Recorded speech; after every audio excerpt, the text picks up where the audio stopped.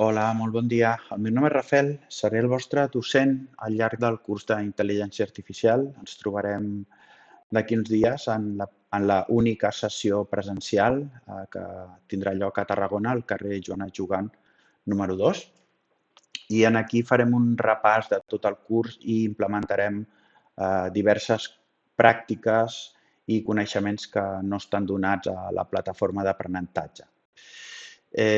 En aquest vídeo el que us vull parlar és de Copilot. Copilot és una intel·ligència artificial, és un LLM, igual que ho és ChatGPT, però en aquest cas està integrat dintre de la suite d'Office 365, que vosaltres teniu accés com a treballadors de l'administració pública, però tenim diferents formes d'accedir a aquest assistent, a aquest copilot, i al llarg d'aquest vídeo veurem les diferents formes d'interactuar amb aquesta. Realment, ChatGPT i Copilot és la mateixa intel·ligència artificial perquè ChatGPT, que està creat per OpenAI, va ser comprat per Microsoft, així que arran d'aquesta compra neix Copilot, que realment és un ChatGPT, però està orientat amb unes regles cap a la productivitat empresarial, té un to més formal i no és tan creatiu. En canvi, ChatGPT sí que té aquesta vena més creativa que no té pas Copilot. Per tant, en els diferents punts, segons el que necessitem, farem servir una intel·ligència artificial o una altra. Com podem accedir a Copilot? Doncs tenim diverses formes. Per exemple, si obrim el nostre navegador Edge, doncs a la banda superior dreta tenim aquest botó i ens dona accés a un xat en el qual ja podrem interactuar. Ens dona bon dia i podem interactuar directament amb ell i fer-li una pregunta o una consulta de qualsevol tipus. Sí? L'altra opció seria cercar a la web Copilot. Tot i que no ho he escrit bé, fixeu-vos com ràpidament ell ha identificat. Entrem a Microsoft Copilot, tancarem aquesta finestra i veieu que és una interfície molt semblant a la del ChatGPT, a la qual suposo que ja us heu enregistrat i heu accedit amb una compte gratuïta.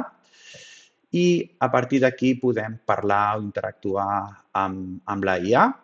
Aquí tenim els fils de les converses i des d'aquí creem un xat nou. Què és important aquí? La importància, el primer punt important seria si iniciem sessió o no iniciem sessió. És a dir, ens identifiquem o no ens identifiquem, amb una compte personal o amb una compte de treball.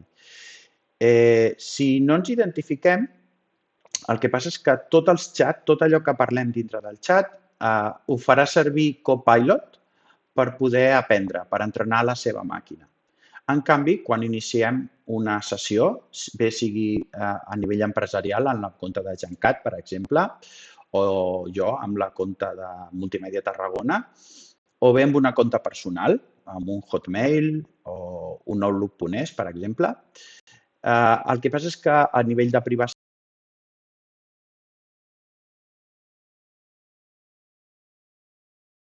i no surt cap a fora, és a dir, la màquina no aprèn i tot allò que puguis parlar amb ella no ho podrà fer servir per respondre a un altre usuari.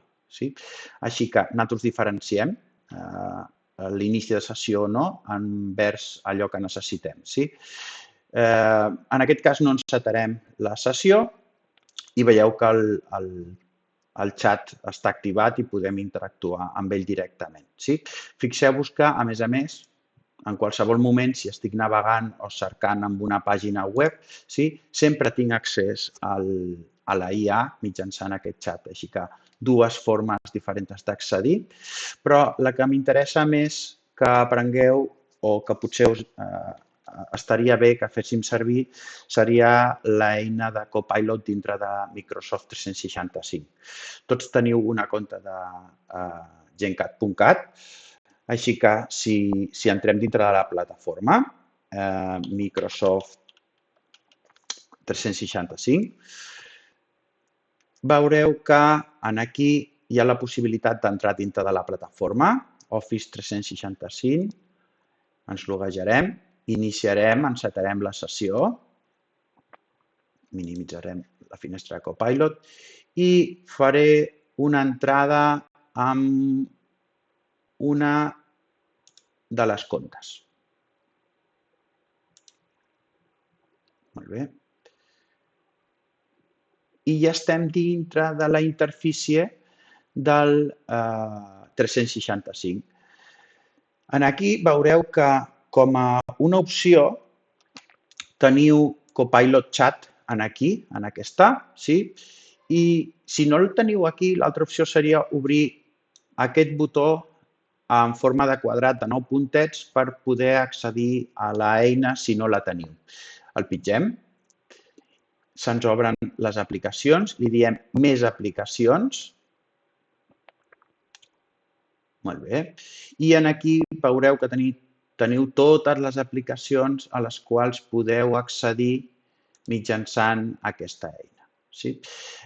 Llavors, trobareu aquí l'eina per poder, o el botó per poder accedir al Copilot Chat, que és aquest d'aquí, que estem visualitzant. Molt bé. Fixeu-vos que jo ja tinc un historial, un històric de cerques amb Copilot, sí? I podem accedir a una cerca nova o a un xat nou. És important que entenguem que aquí ara mateix estem loguejats. Això vol dir que tot el que parlem aquí dins no sortirà mai cap enfora i la màquina no estarà aprenent de tot el que puguem fer en la interacció dintre dels nostres xats.